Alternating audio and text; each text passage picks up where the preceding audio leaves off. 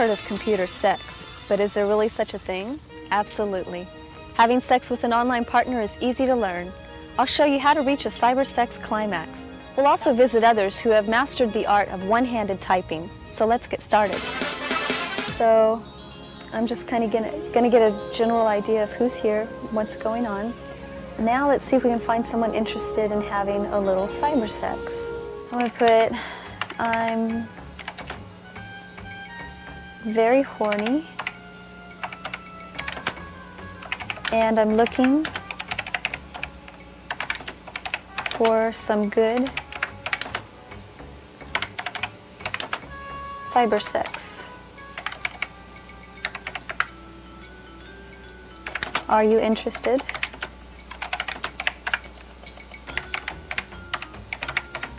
Okay, and click send and wait for a response.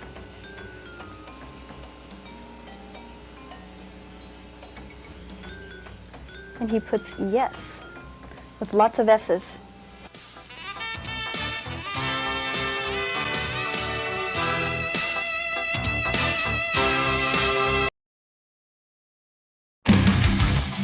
Aguero's right about the shoe. The shoe was not the same in the pit shown in court as the shoe pulled from the evidence bag by Trooper Bukake.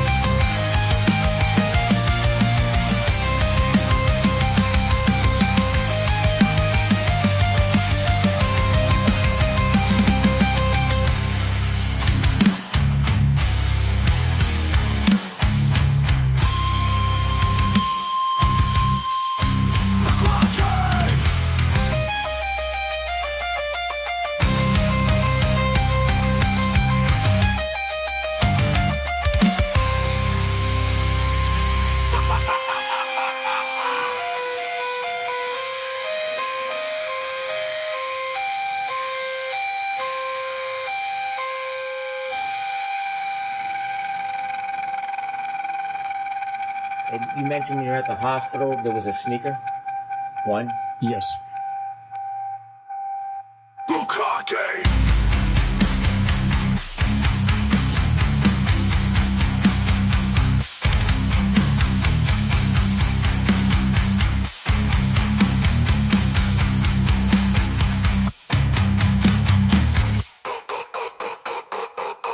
Bukake!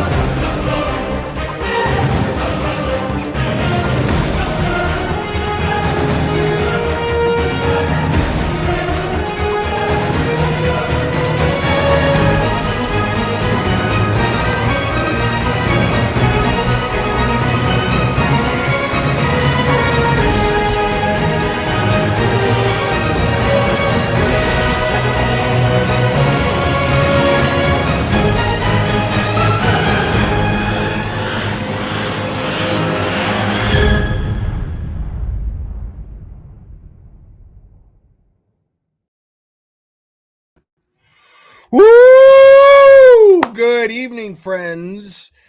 It's good to see you guys. I hope everyone's having a great weekend so far, regardless of these storms that are taking place. Here it's just another cold, rainy day right now.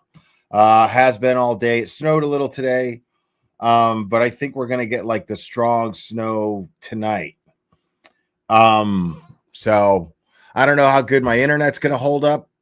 I was trying to watch another episode of Landman earlier, and my Paramount just wasn't getting enough juice. So I don't know, man. Who else is in bed with me? Just Clubber and Drago, man. Those are my bed buddies. I'm not ashamed to say it all whatsoever. I absolutely just love, especially when the weather's like this. There is nobody better to cuddle with. And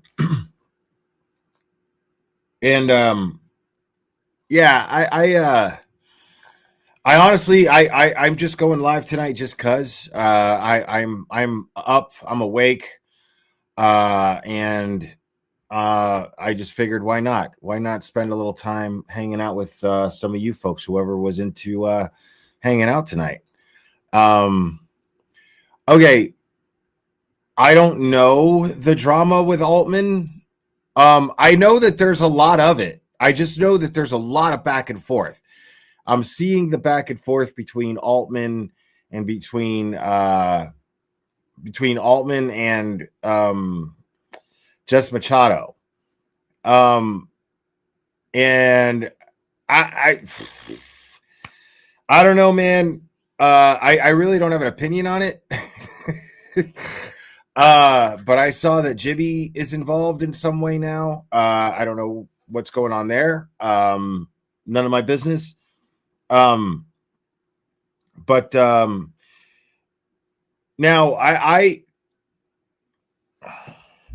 he went on his valid truth journey today about Altman.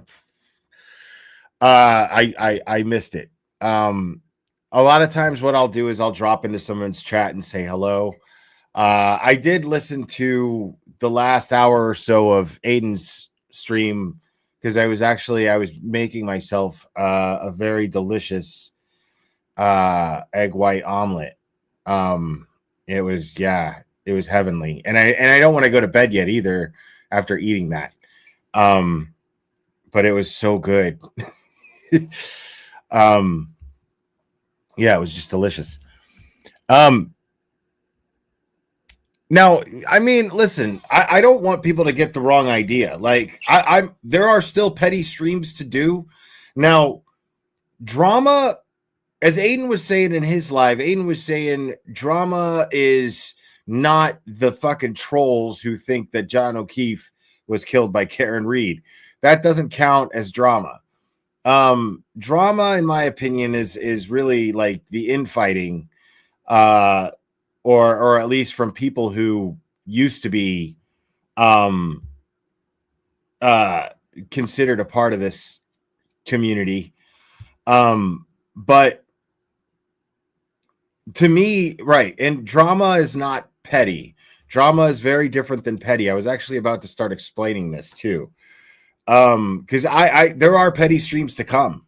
The thing is just the people that I've been doing the petty streams about that have been selling so well, they've been quiet for the most part. Like LTL just, responded to me about something on Twitter. I may go over that, but I don't think it requires an entire petty stream. But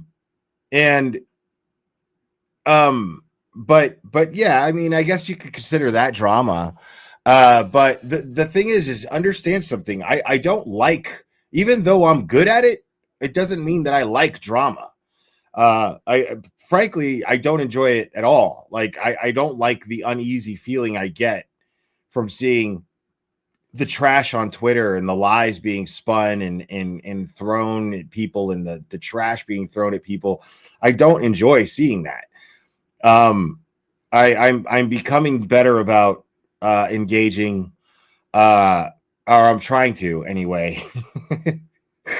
But like at this point, like I just don't feel a need, unless it's like just to be funny.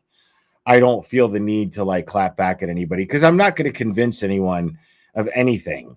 Like I'm not going to convince anyone, who at this point still believes that Karen Reed killed John O'Keefe. I'm not going to convince them otherwise at this point.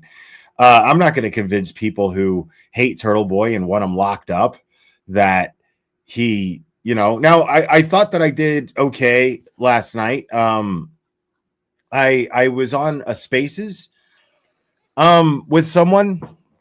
There's this guy called the Turtle Boy War Room, I think, and everyone thought he was me. And so just for shits and gigs, I went over there and I asked to join the Spaces so that we could talk and people could know that it wasn't me. I want to be clear about something, and I've always done this. I have never used anonymous sock accounts. I don't use anonymous sock accounts. I just don't believe in them. I just don't. As I've said many, many, many times, you will know any account that I have will have my name attached to it. I want you to know who's insulting you. I don't want to hide behind anonymity when I insult you. I want you to know who's doing it. I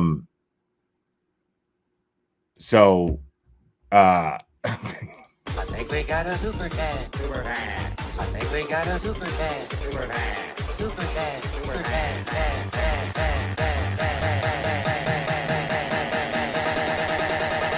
I think we got a super chat.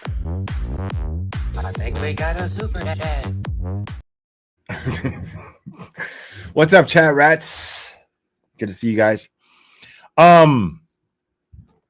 Dude, yeah, like you won't see me use sock accounts and anonymous accounts, dude. Like, I just don't do that shit. I feel like I have trouble sometimes finding ways to spend my time. I have a lot of free time, and I have trouble trying to find ways sometimes. And a lot of it is just like I shouldn't have trouble.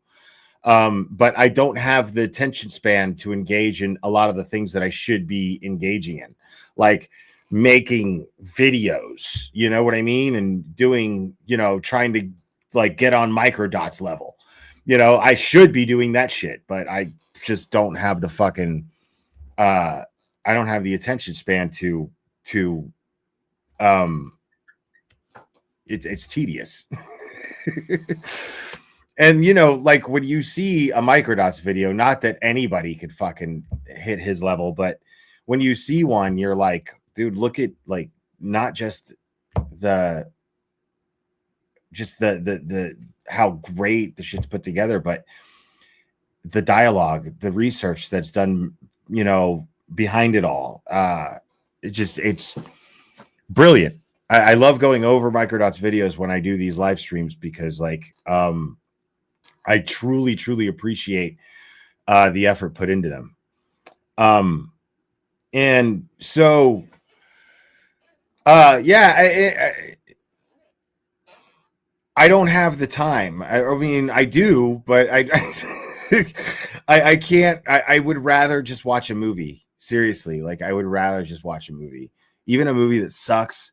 Like that happens so many times where like I'll just watch a movie that's just fucking awful. And to me, that's time better spent than arguing with people online. And like it's crazy to me because like, actually this is a good segue to actually go over, Brian's, response to me. And again, there doesn't have to be a petty stream for all of this.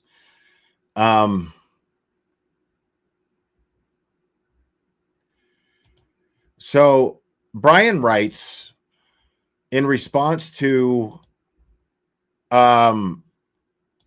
because here, listen,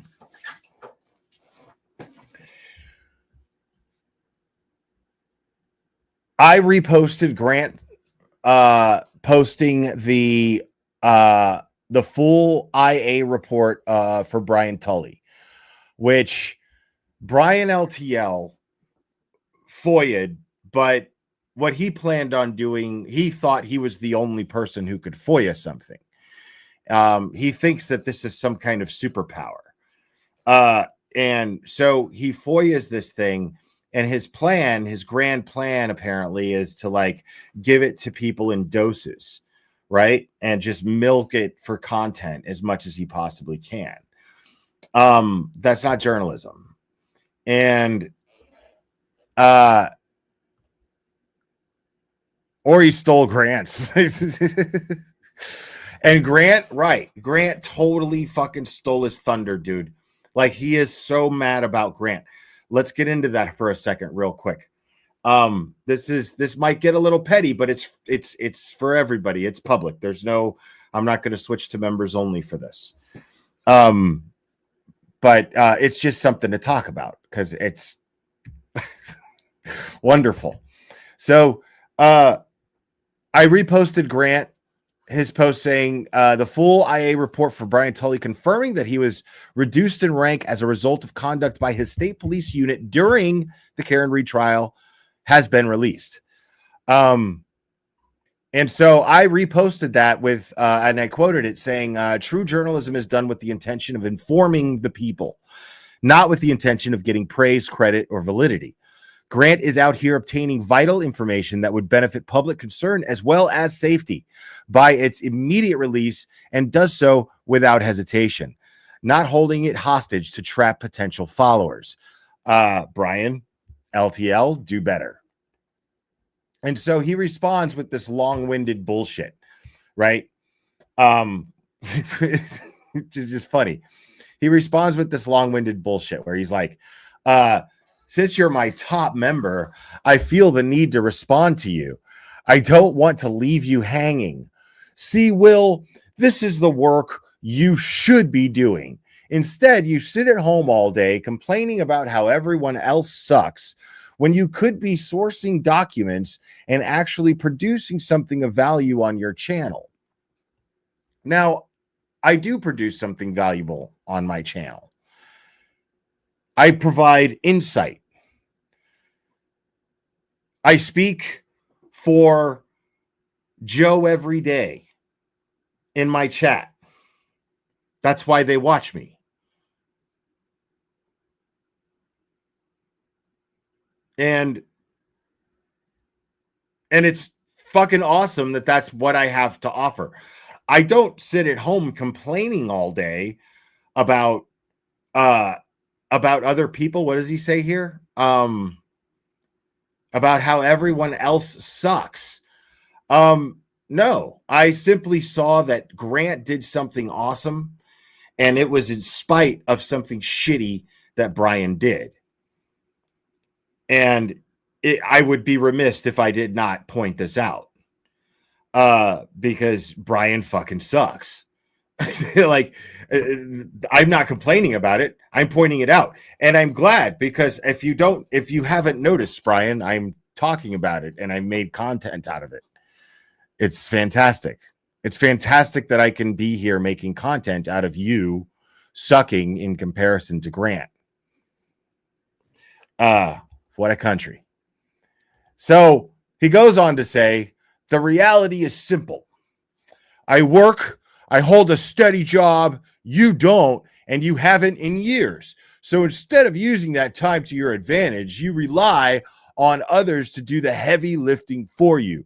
When I have the time, I review the documents, verify the facts, and present the information accurately. Okay. In all fairness, he is making a similar point, if not the same point, that I was making earlier about myself, that I could be using my time a lot more productively. But what I'm not doing is spending it all day complaining on the internet under sock accounts and whatnot. I don't have the patience for that. Now, this reality that's so simple, where he says he works and holds a steady job, I don't, and haven't in years. This is my favorite part of the whole thing, because right there, you just named for me, Brian, exactly why you're jealous of me. Because I earn my own money. I earn a living. And no matter what happens, I will earn a living. When my viewership falls and I no longer have the audience that I have, I'll go out, I'll get a job, and I'll work, and I won't complain. I'll just be grateful for the opportunity and the limbs and the means to be able to earn a living. I'm not going to complain about it. And I'm not going to use it as some, and that's the thing, is I'm not faulting him for having a job and earning a living, but what I'm faulting him for is complaining. I'm faulting him for complaining about it. I'm faulting him for being envious and jealous of other people who don't have to go out and work. And I feel very, very grateful for that right now. And make no mistakes. Make no mistake. The petty streams were work, because I honestly would rather not do them. And I'll still do them, but I'd rather not. I'd rather not have reason to. I would much rather this community be exactly where it was before. That's what I want. Ultimately, that's what I want. What I want is for everyone to be back where they were. Let bygones be bygones, and that's it. Accept what your place is in the community. I accept mine. I do the best I can with it. We all do the best we can individually with our place within this community. And that's all we can do. That's what I would like to get back to.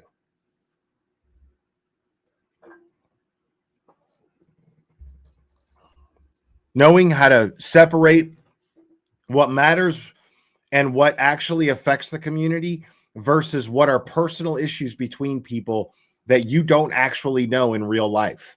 And you have no business, even if you did know them in real life, it still probably wouldn't be your business to get involved or to know the details of what's going on between those people.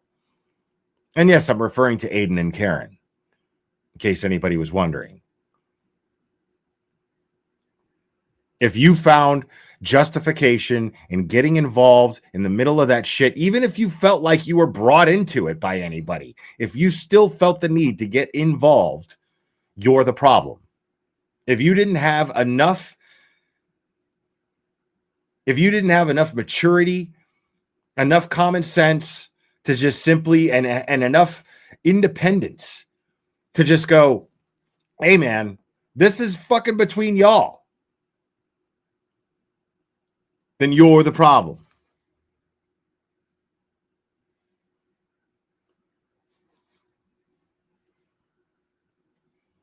And this is the position that I've been this entire time. This is the position I've always held and had. You're not hearing me say anything different. I'm not changing my story. I'm not backpedaling. I'm not doing any of these things. I'm simply saying that certain people did their best to try to divide the community. I talked about it. I wasn't about to just sit there and watch it happen, knowing what the motive here was, and knowing what was happening and seeing it with my eyes without pointing it out and talking about it. Not when it comes to the community that I've grown to love, that has embraced me for the last 2 years. I wasn't about to just sit there quiet about it. So to blame me as a whistleblower is absurd.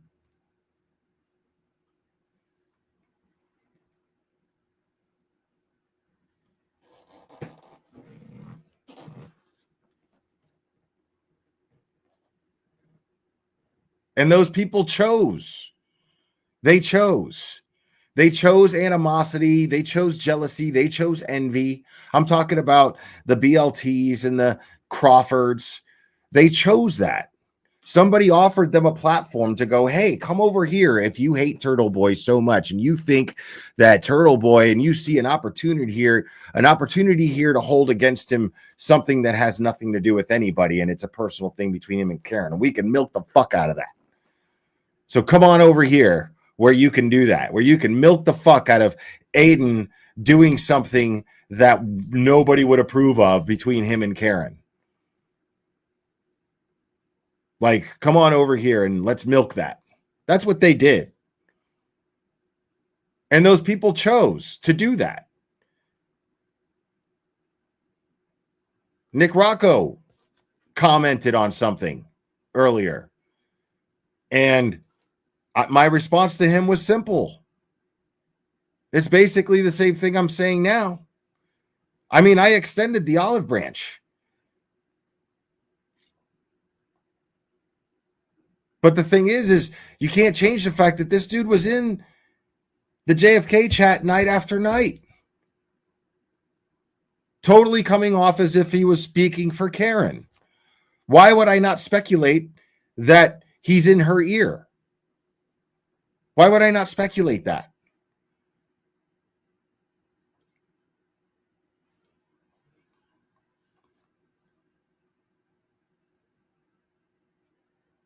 And I'm still willing to talk to Nick Rocco behind the scenes in private. I'm not going to attack him here. But I'm saying the fact of the matter is the dude was in JFK's chat night after night after night. He was on the panel in that disaster of a fucking fundraiser. Just that blatant disrespect.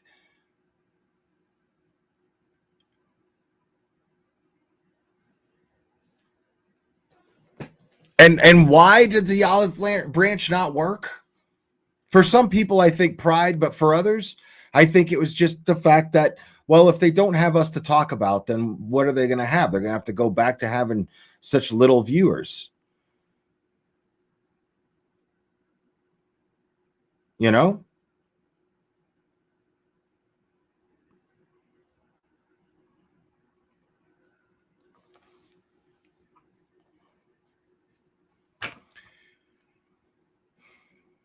But me, man, like tomorrow, I just want to go over these Tully files, man. Thanks to Grant. Today, we're all towels, bro. Grant, well done, sir. I got to give it to Grant. Give him his love. He earned it.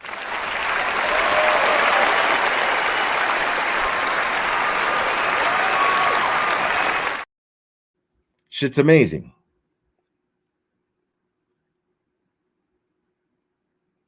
Man, when Grant, dude, the thing is, man, when Grant is like, I just hope he becomes like hyper focused on ethical, you know, if he just took his, because like you could tell he gets hyper focused on shit and then he just fucking goes nuts and becomes like an expert on the shit, right?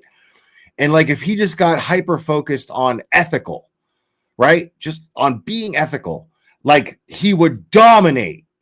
Like he would dominate true crime. He would be amazing at it. He would be fucking brilliant. He just has to tone it down with the visuals on his fucking channel, dude. But the thing is like Grant, like he holds a show. He holds a show for the most part. Like he just, there's no dead air. He just goes, right? But the problem is a lot of what he's talking about is completely and totally fucking insane. And he's got a million things going on the screen, and it's it's enough to put somebody into a seizure, you know, somebody with epilepsy into a seizure. It's a lot.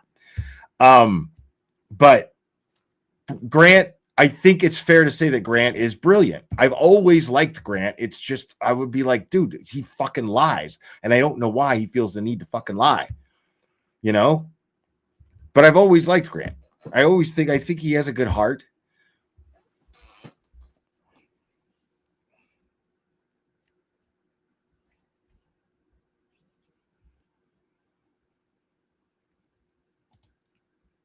And this goes on to say, you, on the other hand, spend your time ranting about how irrelevant I supposedly am while constantly talking about me while I'm out earning a living and contributing to society. I contribute to society. You see my new Mexican J's? Meanwhile, you're running in circles, melting down on camera, and stepping in your own dog's shit.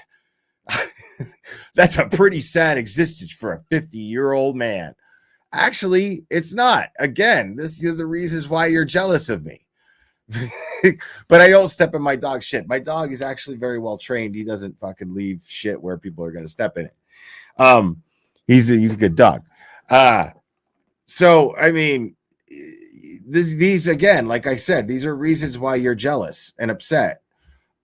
Because like I live like a retiree, you know, it's a retiree who doesn't have, you know, a lot of needs for material things. Like I understand the difference between luxuries and necessities, and I try to keep the luxuries that are mistaken or for necessities. I try to keep those to a minimum so that I can enjoy real luxuries from time to time. That's how I choose to live my life day to day. And it's pretty fucking dope. And it's thanks to people who watch, and it's fucking great. And I'm really grateful for that. And all I've ever been is grateful. And I worked a job that I liked, that I made almost fucking no money for a long time, for years, before I even started on YouTube. And then I was still doing it while I was on YouTube for a long time. But I loved it. And I didn't care about not having a lot of money. That's the difference. Is I don't think about things in terms, I don't think about success in terms of how much money I have. I think about success in terms of how I live my life. And it's a very, very simple, very, very quiet existence, and I'm very grateful for it. And then he goes on to say, honestly, it's hard not to feel a little sad for you. Maybe it's time to take a long look in the mirror, do better for yourself, and stop using Grant as a crutch, especially considering not that long ago you were trashing him too. Thanks for being my top member. I hope you renew next month. Well, I mean, if you make it worth it to me, I will, sure. But probably not. I mean, like the results just speak for themselves, you know? The results just speak for themselves.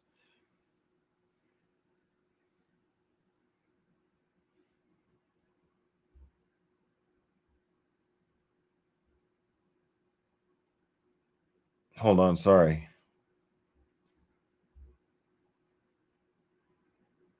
Hold on, there's a new hold on. Let me see what this is.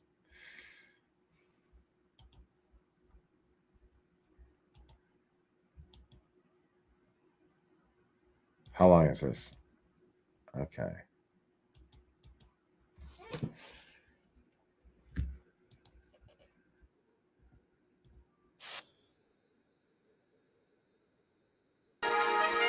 Okay, I can't play the music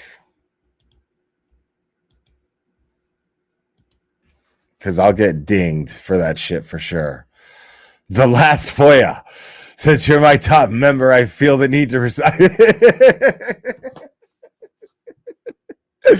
After I've already read it.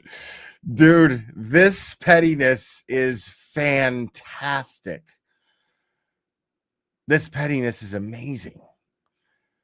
This is just top-notch petty right here.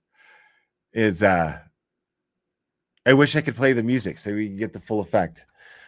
But BLT Media, the parody account. I love this. Stepping in your own dog shit. It's pretty sad existence for me. Oh my fucking God, dude. This is fucking great. Oh man. I should have went petty.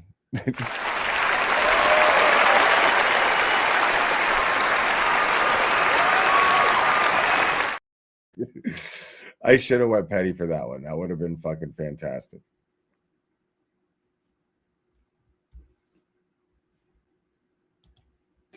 But I mean, listen, hold on. What makes Crivert or BLT think they have authority to advise anyone on how to run their channels? Neither are as successful as those they advise. Well, right. I mean, that's what's really funny about it. It's like he doesn't realize that writing something like that and it coming from him is not a burn. It's not a burn. It's a dude who's struggling and is mad at me about it for some reason. Like that's what that comes off as. You know what I mean? A BLT for the win again. Right? That's why that shit is so funny. It's like, you know, that shit's coming from him. It's fantastic.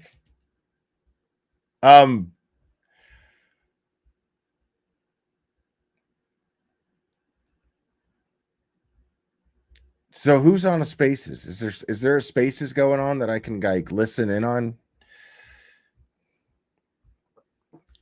Should I start a Spaces?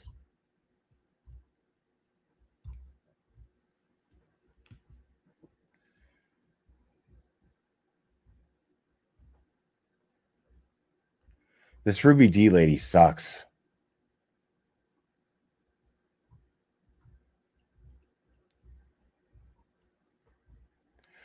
Yeah, I mean, listen, dude. I'm probably gonna do a petty stream. Like, it's just the problem that I'm having with them is that they're so fucking boring. But I want to do a petty stream on these forensic room sluts. They're horrible. Like, they're trying to shut everyone up, and like they're really stupid because like they are this close to losing their channel. And I want to be very clear about something.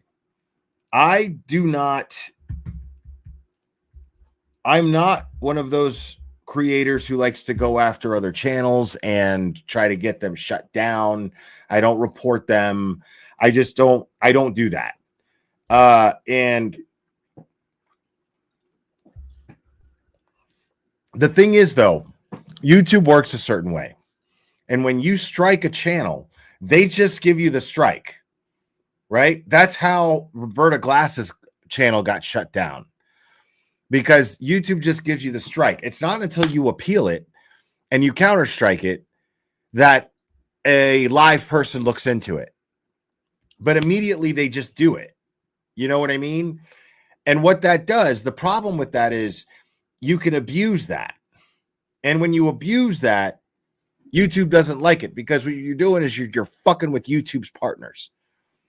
You're fucking with people who are just trying to do their thing, you know, and YouTube has a happy partnership with. YouTube has a happy partnership with millions and millions and millions of people right now. All YouTube creators on some level, some degree, who are monetized. And that's the way they see it. They see it as a business partnership. And so if you go and you just start striking channels, fucking with their partners, you're fucking with their money. They don't like that. And more than anything, they just want a fair platform for everybody to be able to enjoy and benefit from. So when you go and do things like that, I mean, it's simply because you just can't handle. I mean, fair use dictates that you're subject to criticism, whether you like it or not. Your content, what you put out there on the internet for the public, it is for consumption, and it is for the purpose. It does serve the purpose of being criticized. And therefore, I have the right to criticize it. I have the right to stream it and criticize it. So everyone who got struck and everybody who follows the channels that got struck should report them. And in my description, you'll see it. The Fair Use Act, 1976. Copy and paste that and put that in the report. And let YouTube know that this is what they're doing. Because I think it's fucked up that they already got Roberta Glass's channel taken down. I think she's got it back now because she had to appeal. And but these people, they're not ready. They're not going to take me to court over content that they're not making any money off of. So Of course I'm going to appeal it and I'm going to counter strike it.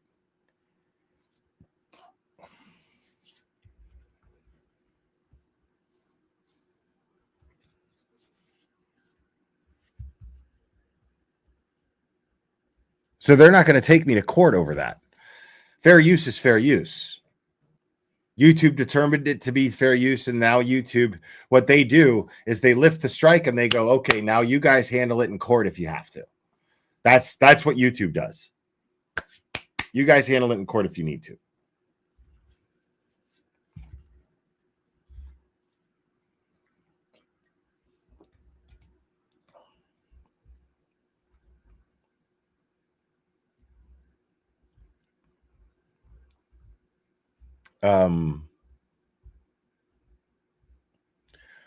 But yeah, they're not going to do that. So,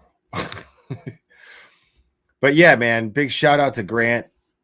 It was awesome that Grant did that. Grant had that today.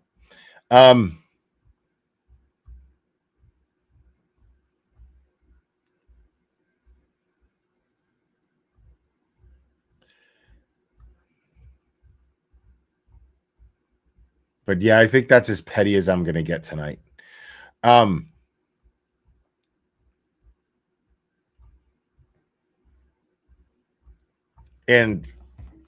it's not late night material. I'm just going to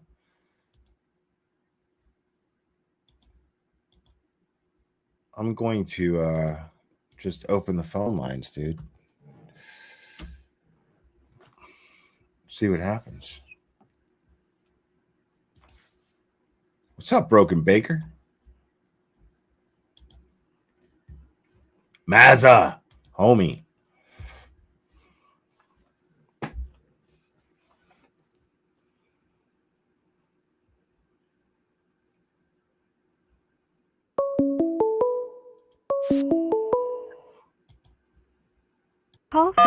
You're on. Who am I speaking with? Hey, Will, it's Jeremy from Sacramento. What's up, Jeremy from Sacramento? How we doing, bud? And doing well. And AKA JC Music Man. Okay, so you're JC Music Man. Yeah, and the other day I was cracking up. I was like, I could understand like assuming like this guy knows everything, but actually and then you're like, no, wait, he's got ADHD, and yet. So you're right. Like I love you hear the regular part of the music, but then they do like halftime or some kind of bust. Yeah, you're just like, yeah. The break it down, dude.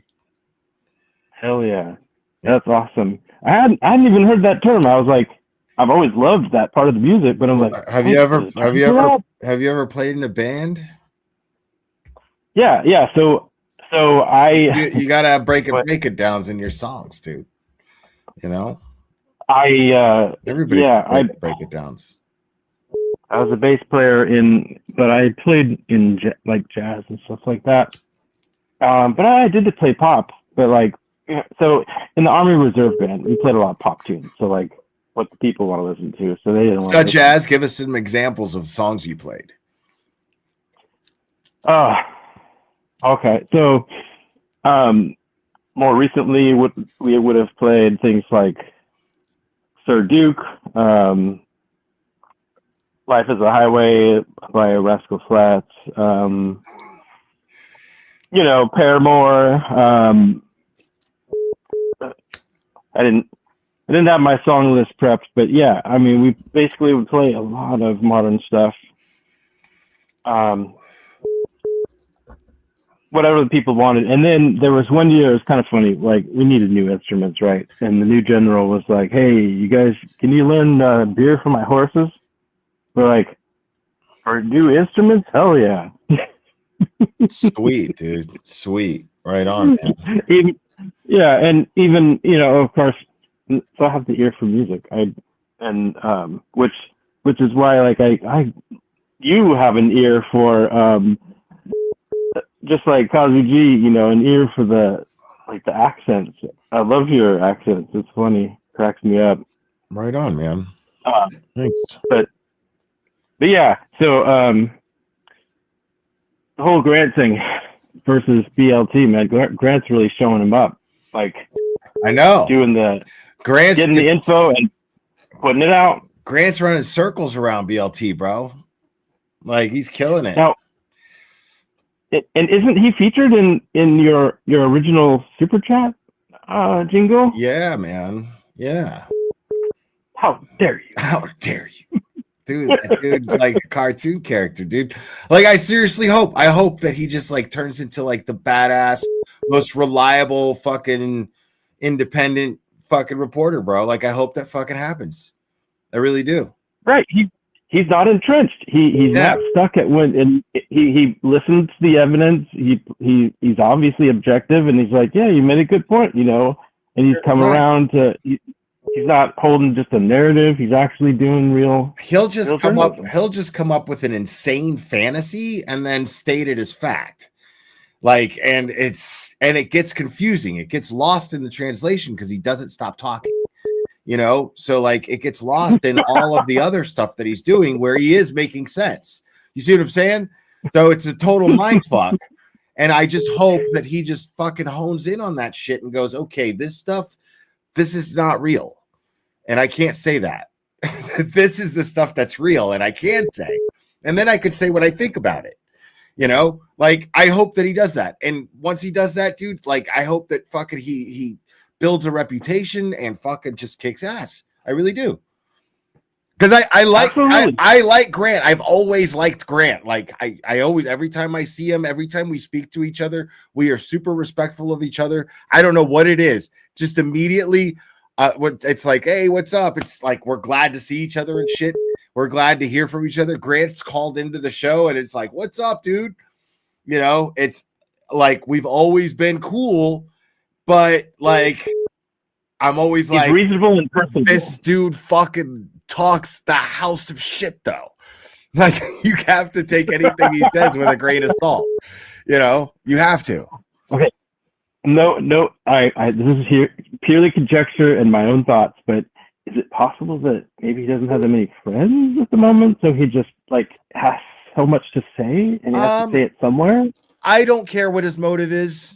You know, that's okay. You know, like if he wants to be accepted, what's wrong with doing something noble to be accepted? You know what I'm saying? That's what you do, right? And that what first of all, the question is there anything wrong with wanting to be accepted? Second of all, the question is, what are you willing to do to become accepted once you realize that it is okay to want to be accepted? So what are you willing to do? Are you willing to do dirty shit to get accepted?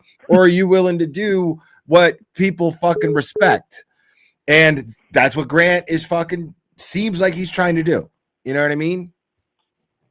Yeah, absolutely. And speaking of dirty shit, I mean, Aiden has it right when looking at Tully. He's not just corrupt. That's like corruption to me implies that he was once like honorable. Corruption on Tully is just evil incarnate because of how. Dude, they fucking set Turtle Boy up. This has never been a secret. Like, if you look at all of the Barrow letters, like, I mean, if we ever trusted the Mighty One, like, why would we doubt what he says in those letters? Those Barrow letters state we can fucking prove that Kate Peter colluded with fucking Brian Tully to fucking use Lindsay to fucking set Aiden up and have his fucking bail revoked. Like, they could fucking prove it. They wouldn't say it if they couldn't prove it. You know what I mean? Absolutely, and even you know, look when Aiden was replaying Tully's testimony, you know, and Alan Jackson in that first trial. I mean, he earned that, you know, the assassin nickname because of how, you know, just Tully's like, you know, Jackson's like, wait, so you found a guy on the lawn in the snow without a jacket and missing a shoe and a hat, you don't think anything of it? And Tully's like, I like to wear shorts and yeah. Like, if I was Jackson, I'd have been like, okay, do you investigate based on your own biases? No. Anyway, something fucking wrong. Like, the whole thing is dirty as shit. The whole thing is so dirty. Like, I can't wait to read their oppositions, their responses to the lawsuits. I still haven't gone over those. I'm gonna do that next week. That's true. That's okay. I mean, there's been a flood. Like for a while, there was kind of a lull, and we're just like desperate for any little piece, and suddenly there's a lot. So you'll get around to it. But which reminds me also, if someone says, "Oh, Will is doing this instead of working a job," and I'm thinking to myself, "What the hell are you talking about? This is a job. No, it's not. He's providing." I mean, am I earning a living? But like, it's true. I don't consider this work. I really don't. I love doing this too much. Do what you love. That's the thing, and the money will come. That's the thing. You're Right. doing what you love, and that's great. I keep my means. If someone says, he's not working, and I keep my means limited to, I keep my means limited to what I earn, and what, what I'm saying? Like I adapt because I don't need a lot. So, I'm just even when I'm not doing that well, if I have a month where I'm not doing that well, I'm okay. You know what I mean? Because I keep my overhead very, very low. That's so awesome. And quite honestly, because I don't know if you remember, I had said I just don't squander what I have. You know what I mean? Like you're talking to a guy who just a few years ago literally wanted to die. So like now it's just like every fucking breath, every little thing that I have is fucking something it's a blessing, everything, so. Well, I was in the same boat not too long ago as well. Seriously, like I was at the lowest of low, and a friend of mine helped find me a job, but I was almost hesitant to even try. But yeah, I came to that point. Everyone goes through that shit. Like we're all human, and the thing is, I also recently turned 50. You make 50 cool. Like, I'm like, dude, Will's an awesome dude. Like you Thanks, stay man. fit, you walk it out. Yeah, I'm just saying, like you love to have a good time, talk shit. that's why I love watching you. It's like, hell yeah. Totally. But anyway, I could talk for hours. I'll let somebody else call you. Good to talk to you. You too, man. All right. Take Jeremy. care. Later. Bro, it sucks that I won't. Jeremy's awesome. Call from. You're on. Who am I speaking with? Yeah, hello. Is this Will Guerra? Is this specially appointed prosecutor Robert Cosgrove? Yeah, it is. Oh my. Yeah, how you doing, buddy? People telling me in the chat to quit and to give up. I ain't never given up. You're giving up. That's right. I'm gonna call in every chance I get. I love it. Like you never miss. I ain't got no you quit. You never miss. Yeah, it's just you gotta keep at it. Yeah, I had a good time hanging out with you and Danny and April and Mary. That was a fun time. Yeah, that was a good time. We had a good time. Yucking it up there last night, didn't we? Yucking it up. Red House Media. Yucking it up. Yeah. Yucking it up. Yeah, it was a good time. Yeah, bro. What's going on, man? What are we talking about tonight? Just some absolutely nothing. I seriously this is one of those nights where I just went live just to go live. I don't have much for you either, except LTL being a bitch still. Yeah. I mean, it's just, it's to be expected. Like, it's so funny because, again, it's kind of like what Aiden was talking about earlier, where no one cares. Like, still, like, these guys at this point, the thing is like, the mask is off. They don't get that, So, like, the more they talk shit, it's just like, dude, we see, like, it doesn't matter what you say. Like, it doesn't matter. You know what I mean? There are those of us who have gone on long enough. Like they don't get that. Nobody gives a shit what they're talking about anymore. Right. Nobody cares. Right. That's. And I was going to have a good excuse while I haven't sent in my response because everybody keeps asking me. You know what? I don't fucking feel like it anymore. There's no more Tully coming into my basement or anything. There's no more conspiracies. I just don't care. I'm old and I don't got much time and I don't give a shit. You shouldn't. I'm with you. Like we've become good friends, especially appointed prosecutor Robert Cosgrove.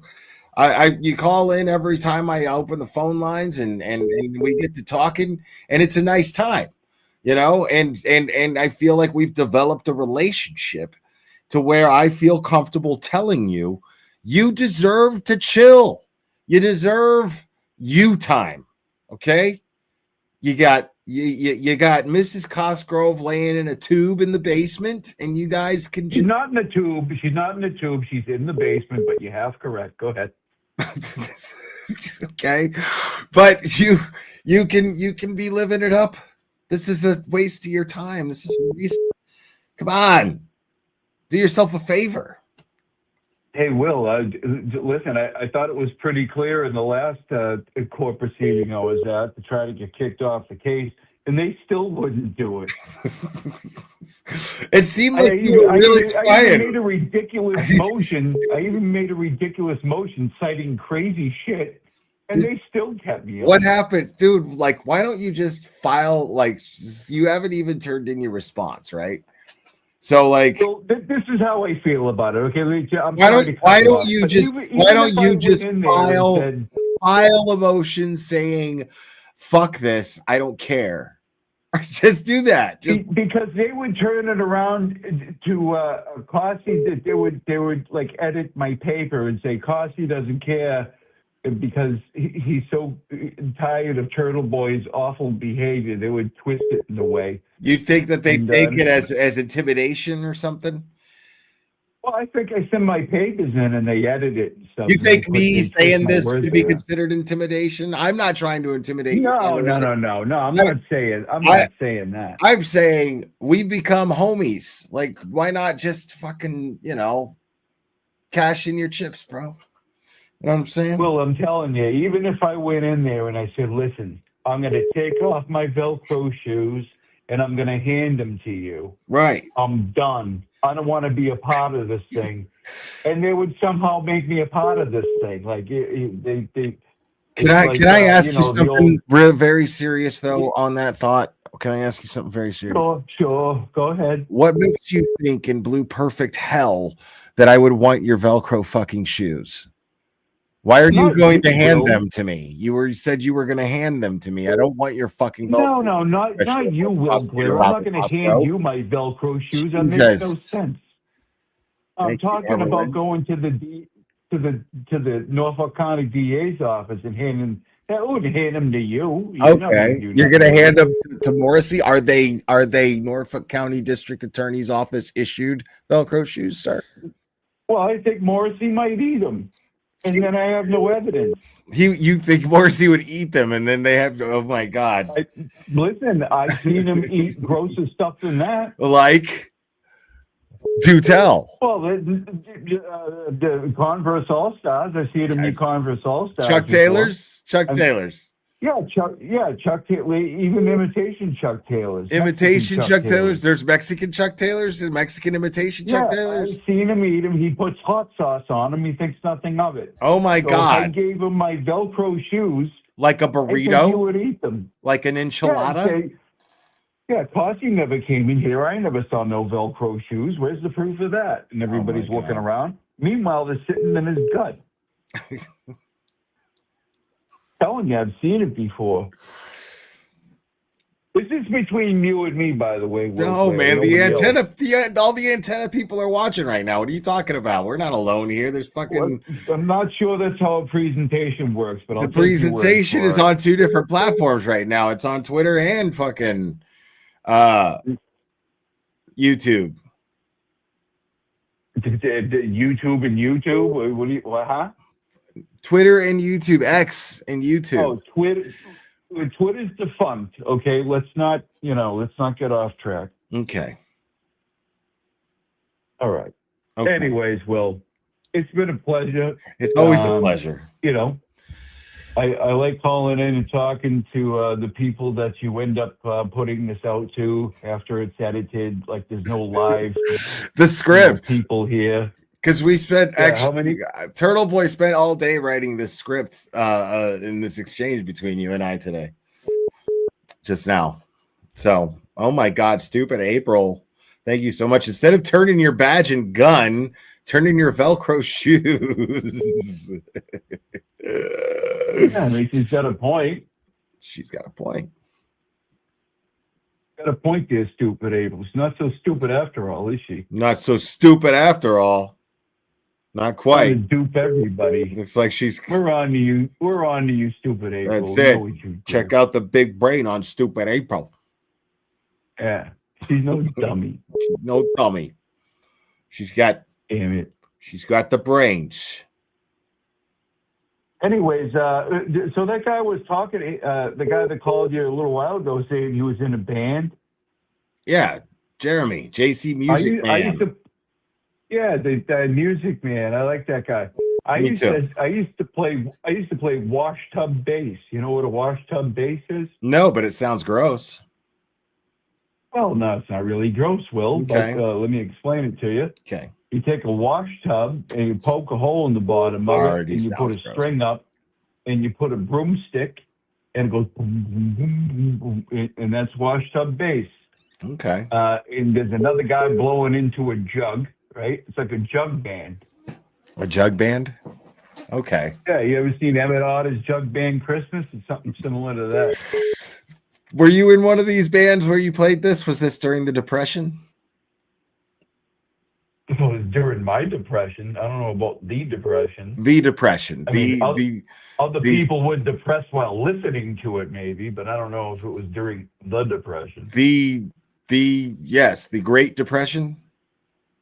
Like the 30s? The stock market crash in 1929.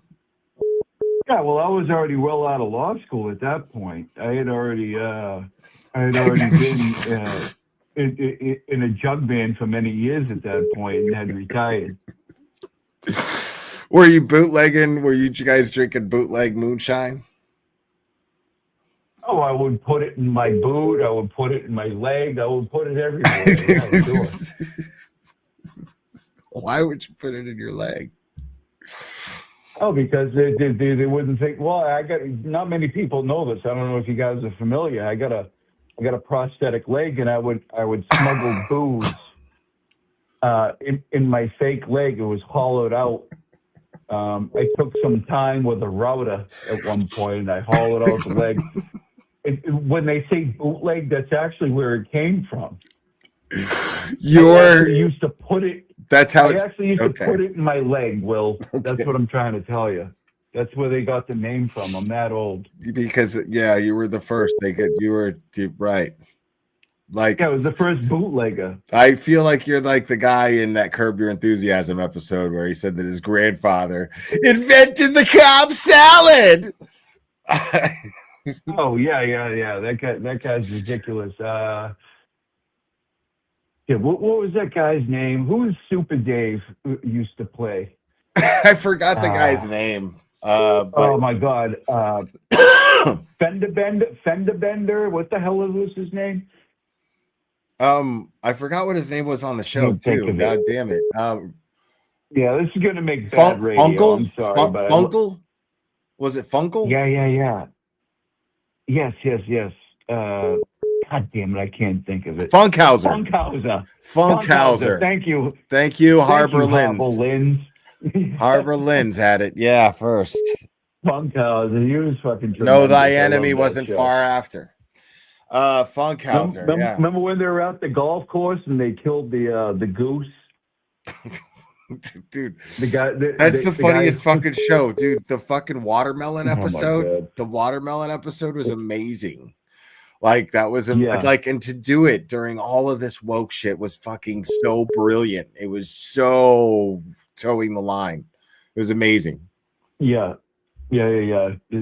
Tremendous show. That hasn't been on in many years, right? Like that's not still going on, right? No, like he always, it's always the last episode, like the last 2 seasons were supposed to be the last season. But there's supposedly talks of another season. Such a good show, and It's always fantastic. sunny, and we'll never see shows like that ever again. Probably not, right? So I mean, that's the thing is like I feel like I'm also growing out, or either that or the standards have just gotten lower. Like I can't, like, okay, I watched the movie Sinners, I liked it, but worthy of 16 Oscars. You know what I mean? 16 Oscar I nominations. never even heard of it. It's got the most Oscar nominations in any movie in history. Like that's crazy. Oh, And God. like it was good, but it wasn't like, oh my God, like there were other movies that I think were better. Like I think that One Battle After Another, way better movie, fantastic movie, brilliant movie. Yeah. I'm behind on the movie scenes. I haven't watched a movie in I only watch have YouTube. no I more. get everything from YouTube. I have no more faith in the Oscars. Like, Yeah. All that tells me is this slim pickings, and they just pick a movie to dump on and be like, oh, you win everything. I don't know, man. I think a lot of it's political too. I think that is factored into what wins. I mean, because let's face it, Wolf of Wall Street was a better movie than 12 Years a Slave. Let's just be honest. 12 Years a Slave was a good movie. That's true. That's true. That's Wolf true of Wall statement. Street, I mean, we're talking about the entire package, directing, acting, script, everything was just fucking great. And 12 Years a Slave was good, and I would even say great, but come on, let's just face it, like Wolf of Wall Street was just way better. By the way, can I bring something up? How many people here think that Leonardo DiCaprio is slowly turning into Jack Nicholson as the days go on? Oh, as far as like status as a Hollywood legend, Not even status, like his looks, the way he talks. It's really scary. Have I you think seen him that lately? I think that he's definitely influenced a lot by Jack Nicholson. I've been seeing that since he was a kid. Like since Basketball Diaries, I felt like he was very much influenced by Nicholson. But Nicholson's son is acting too, and he looks, like he has the same menacing look as Nicholson, but I don't know how good of an actor he is yet.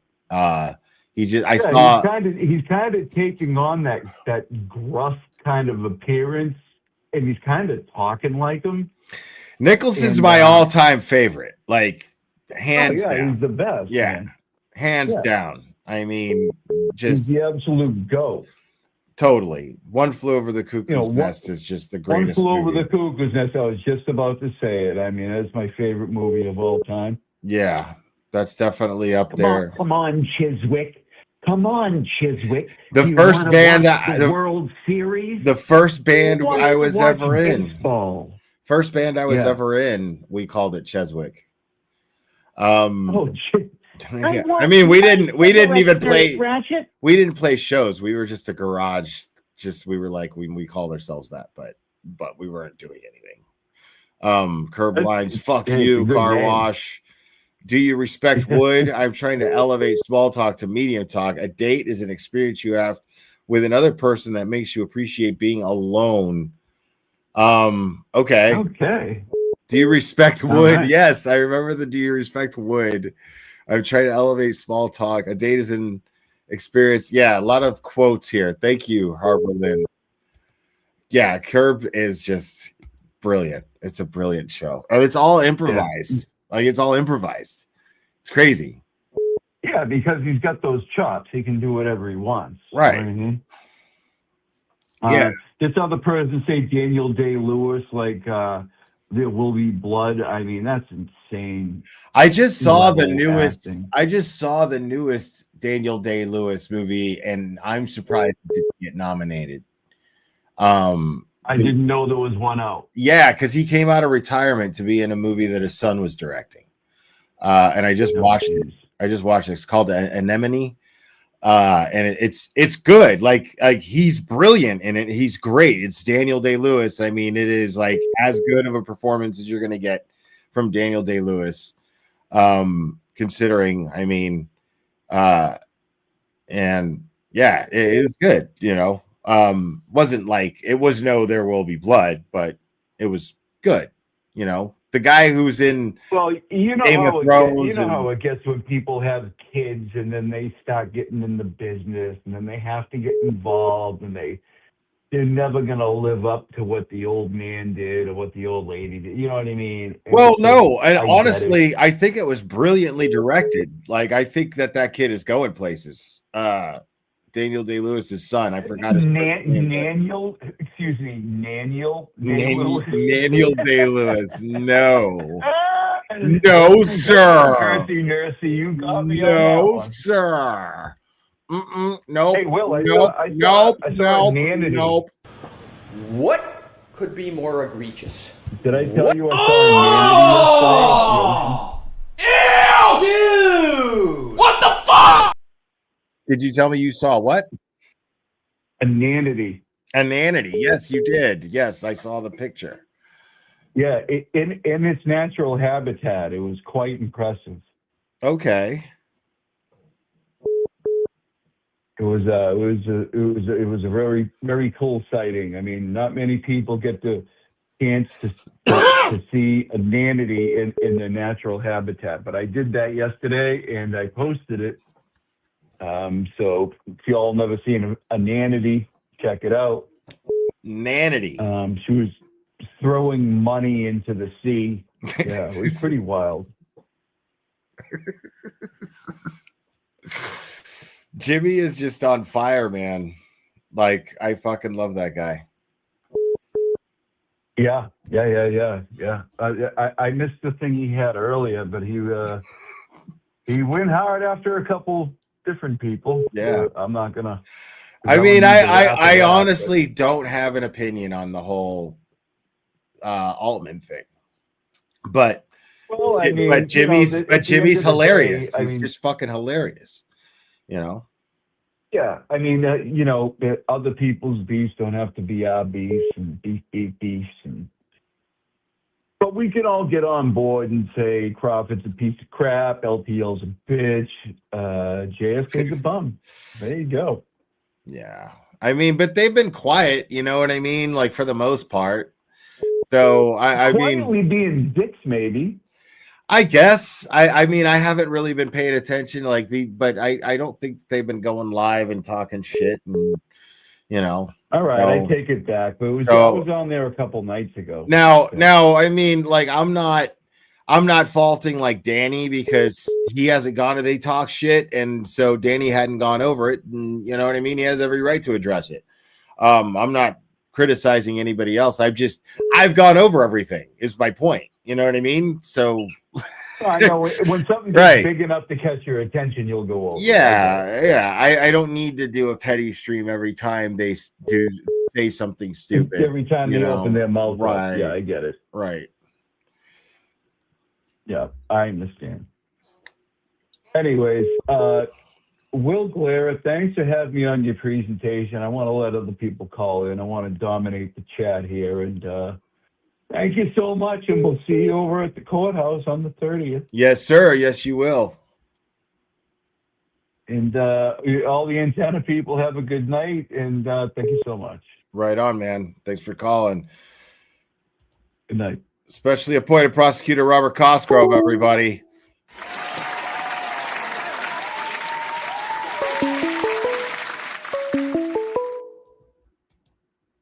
Call from. You're on. Who am I speaking with? Hey, it's Nikki from Seize the Day. How are you? Hi, Nikki from Seize the Day. I'm doing fantastic. How are you? Well, I'm good. Will, my brother from another mother.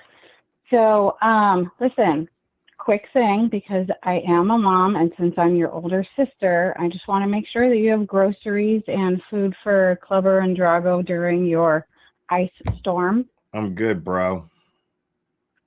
Okay. Well, that's babies really are good. to hear. Babies are good. Well, I mean, I have to check up on those things because over here on the West Coast, it's just cold, but no snow in sight. So Yeah. I just need to. No, it's yeah. I got a lot of broccoli and I got a lot of chicken breast and I got some sliced deli turkey. I got a lot of eggs and Nice. yeah, man. I'm all right. Does Clever share your broccoli? I got frozen fruit and I got shredded steak and protein powder. Well, And, good. yeah, dude. Well, it sounds like you're stocked up. I'm very, very happy. I'm very, very happy. Yeah. Just a quick point on something you were talking about earlier with BLT. You know, he is obviously insanely jealous that he has to work a 9 to 5 or whatever. And I hope he doesn't have to one day. You know what I mean? Like, I hope, you know. Right. But I mean, that's his choice. But I just have to say that you are very fortunate, but also very deserving that this is your job. And like you said, you live like a retiree. You know, you don't have a lot of overhead, which is great. You got clothes on your back and food in your belly, and you're taking care of your pets and your business, and everything else is affording you to go to Boston in first class. So I'm happy for you. That is amazing. Yeah. You're doing a great job. So don't let anybody, you know, look down their nose at you. I mean, they're gonna anyway, and they can just kiss your ass. But you know, don't let that bother you. Well, I don't at all. I am so grateful that I get to do this and we have the kind of relationship that we have with each other and that I can, you know, travel to Boston from time to time and, you know, and always have good laughs and, you know, when there's new things to talk about, we go over them and share our thoughts with each other. I mean, that's been the nature of our dynamic since I started covering Karen Reed. You know, I would go over it and people would, you know, discuss it in the chat, even correct me when I would get things wrong, you know, and we all just grew together. That's just something that's never going to change or be taken away, or you know what I mean? Like that's the kind of foundation that I think off of. You know what I mean? Does that make sense? Absolutely. So but I'm at the just end grateful of the for day, that. Everything else is just a bonus. You know what I mean? Like everything else is just. But at the end of the day, I really want you to know that you are helping people. I mean, I've watched, you know, I've been a subscriber for many years, or for a couple of years, but I became a member this last month. And, you know, because I was able to, but you really do make a difference. And it may not be in Karen Reed coverage or whatever case you're talking about, but just because you are genuinely who you are, you talk about your struggles, you talk about the wins, you talk about the losses, and, you know, there's always going to be somebody that is going to identify with that. So I need you to know that, you know, even though I love your take on the Turtle Boy shit and, you know, the Tully bullshit and, you know, and all the nonsense that happens with those clowns in the Commonwealth, you know, especially MSP or whatever, that you really do make a difference in people's lives. So thank you for that. That means a lot. And that really does. Like, it's just wild because, like, I get the same thing from everyone else. You know, does that make sense? Like, I just get the same. So it's just always been like, that way. It's, you know, I go there, you know, to Boston because like I'm a fan of the people that I'm gonna see, and then they'll treat me with the same, you know, energy, and it's just like a really, really cool fucking thing every time. Right. And you're making a living off of helping people, which is amazing. I mean, you know, if you think about it, that's a great thing. Yeah. I couldn't be more grateful. I really couldn't. Like, it's really What's nice. The old saying, if you love what you do, you'll never work a day in your life. That's why right? that's why I can't call this work, you know? Like, Right. Of course.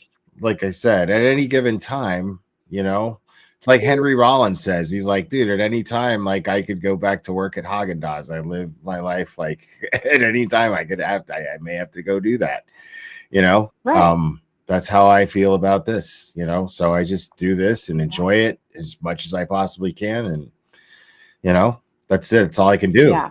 And, you know? Well, and we love it too. I mean, look at all the love you have no matter what time you get on. I mean, for me, it's not that late, but I'm sure for others it's probably later, but it doesn't matter because, you know, we want to be here for you. We want to hear what you have to say too. Okay. I got a quick Nicholson story for you. Okay. Okay. And this is not me like trying to brag or anything like that, because it literally has nothing to do with me. But my godfather was in Hollywood. His name is Peter Marshall. You might remember him from the Hollywood Squares. He was a host. No. Okay. The guy with the glasses. Yes. Okay. Yeah, I got him pictured. Glasses. I got him pictured in my mind. I picture him holding a skinny microphone, one of those skinny ones. Yeah. Yeah. Okay. Well, he also did a lot of Broadway, and he did some movies and stuff like that. He was in Music Man and just about. Anyways, regardless. Well, I guess way before my time. That was him in the Music Man. That was him. On Broadway, yeah. Oh, on Broadway. The movie I remember. Well, but like, I'm like, is that just him older? But no, maybe not. Go ahead. Sorry. I'm not sure. I'd have to look at his IMDb. I know Hugh Jackman did it for a while too, but anyway, so after school, when my dad was, because he also worked in Hollywood, when he was working late or whatever, I would go to his house after school because he didn't live that far from us. And he had this little like bar area, you know, this like dark wood, glass, beautiful, you know, obviously Hollywood, fancy people and all their stuff. Anyway, regardless. But he had all these pictures on the wall, okay? Mm-hmm. And usually, like, you know, and I'm sure you've seen them, like when a movie wraps, especially back in the day, they take a picture sometimes with just the cast, sometimes with the crew, or sometimes with the whole cast and crew, usually on that studio's lot, okay? I don't know what film this was from. I want to say it was 20th Century Fox, but I could very well be mistaken, so don't quote me on that. But he pointed a picture. I thought you said this was going to be a quick story. I'm sorry. Okay, I'm trying to go ahead. I'm just fucking with you. I'm trying to set the scene for you so you understand. Anyway, there is this picture that was like yellowed and old and whatever. And I asked him, I said, who is that? And there's this kid standing in the front row in the middle of probably 200-300 people. But his eyebrows really, you know, got my attention. And he said, oh, that's Jack Nicholson. And I was like, that's Jack Nicholson? I said, how old was he here? He was like, I don't know, 14, 15, but he had the same freaking eyebrows. He's had those eyebrows, like his famous, you know, Nicholson eyebrows since he was a kid. So, anyway, that's so you not saw that exciting. So you saw a picture of Jack Nicholson as a kid. I saw a picture of Jack Nicholson as a kid in like a cast photo that my godfather also worked on, or else he wouldn't have had the photo, from probably the late 60s, early 70s. So I thought, you know, wanted to let you know he's had the same eyebrows since he was a kid. Okay, well. Okay, not that great of a story. Sorry. Okay. Last thing before I let you go so other people can call. Okay. Last thing. Did you hear the news about Aaron Spencer? Did I hear the news about Aaron? No. Wait. Wait. I know you know the case. Yes. The case out of Lone Oak, Arkansas. Mm-hmm.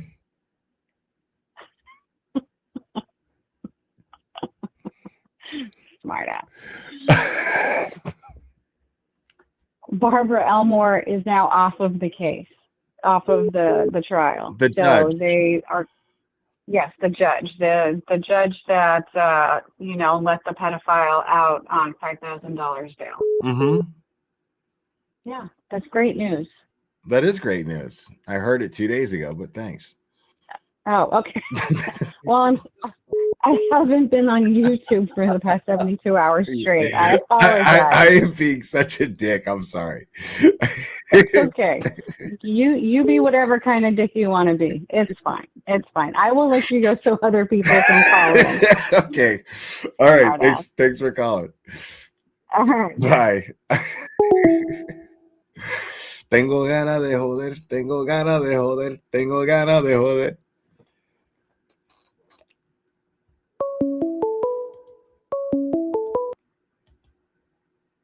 Call from. You're on. Who am I speaking then? Hey, this is Brenda from Canada. How are you? Brenda from Canada. Yes. How are we doing? Pretty Oh my good. How are you? God. It's freezing like shit out here, man. It's freezing like shit out there. In Hey, Canada, anyway, man. I was going to call you. Like, I watched a bit of your show the other day, but I really haven't had a lot of time. But I did catch it tonight. And you know what? Brian from his show, he doesn't realize how many people he insulted besides you that make a living off their YouTube show. Number one, he insulted way more than you. And here's Well, the but thing, the thing too, is about, we don't take it as an insult because he's just jealous that he's not doing it. That's all it is. oh, and I said that from the beginning because the thing is that you're the whole package, and it's not your fault that you were born good looking, and it's not your fault that, you've come from a long way. I've heard some of you talk about your past and that before. But the thing is you've got a lot of under the belt. You're smart. You've been there. You've done that. But you handle your show so damn well by yourself. And for him to say, I work and we're doing all the heavy lifting, and this is what, you're not doing. It's like, are you freaking kidding me? A, you're boring. B, you're not good looking. And C, I don't blame your girlfriend for leaving you. And then we all have to look at your poor, sad, pitiful face for 2 months because. And you know what? Here's the thing about you and Aiden. You guys are actually doing a show about like your information is good. Everything you do is good, but he's very jealous. He is, and honestly, Will, he has no idea. When I heard that, and I was reading it when you were putting it across the screen, how many people do you know that has a job doing YouTube? They make a living. And for him to say that you're doing nothing while they do all the heavy lifting and all the work, and maybe, you should go get a real job. It's like, dude, are you kidding me? And you know what? Even though you want to stay single, the point is you're a really good looking guy. You're just the whole package. And I do think that Mike Crawford, oh God, that's pathetic. Oh yeah. I mean, he when I heard the other day, this is where I caught the show the other day when somebody had let you know that he was on somebody else's show running you down. Now, I will say something for both of them. You are not in effing grade 10. Both of these guys are acting, and John FK, I used to like him. I would never watch him now, Mr. YouTuber out of his fucking car. I will never, ever watch him again. I don't watch Brian. He's boring. But these guys are all acting like grade 10. You and Aiden are acting like grown-up people, telling a real story, reporting a real story. And then, I told you last time I talked to you on the phone that when I heard that Nan Gallagher was running down Melanie Little, when you had her on your show, I'm not kidding you, I couldn't watch it. I turned it, and then you had her on again. And I thought, what's he doing? He's having this Nan chick on again. He was, I have to be honest now, she was very irritating. And, you know, she just wanted to get in your pants. That's just it. I mean, I have to be honest. That's honestly, really. And then she goes in on Brian LTL show, and she makes a complete idiot out of herself being a lawyer. I mean, who the hell goes and runs down another lawyer on their show? She did. And the thing is like I said, this is really going to bite him in the ass. He didn't just insult you. He insulted a lot of people. And he can't get a girlfriend. And you know what?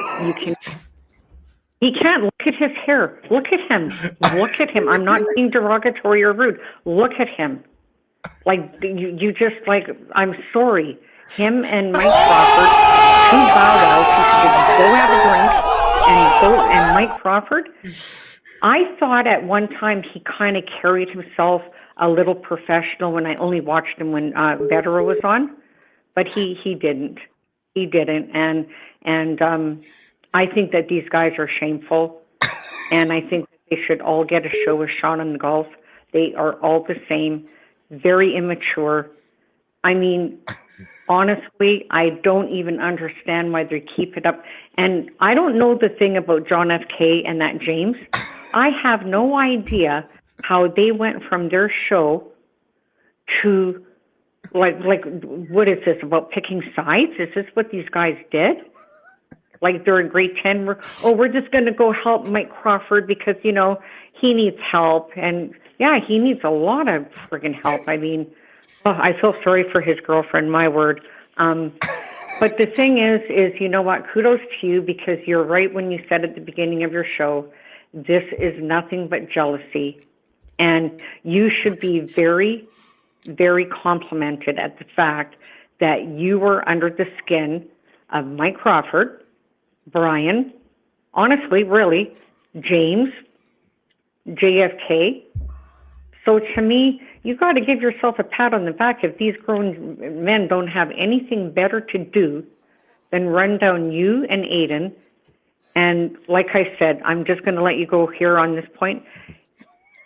And I'm not an ass kisser. I don't give a shit what people think about me, really. You are good looking and you're smart. You have good manners. You're a straight shooter. You don't bullshit. And whether people agree with you or not, you keep in your same lane. And you know what? I respect that for you. I think you're entertaining. You make me laugh.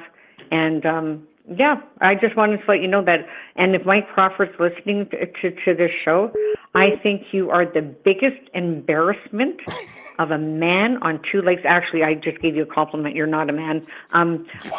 You are an embarrassment, and you should leave well enough alone. And if you can't handle your own show, don't go barking up somebody else's tree like, well, because he's good looking and you're not. He's entertaining and you're not. And nobody's watched you since Vedero got away from your show. And when that happened, you're like, oh, I'm going to pick on these guys. And you should actually leave your show while you have the little bit of class that you do, because you're an embarrassment as a person, period. It's embarrassing.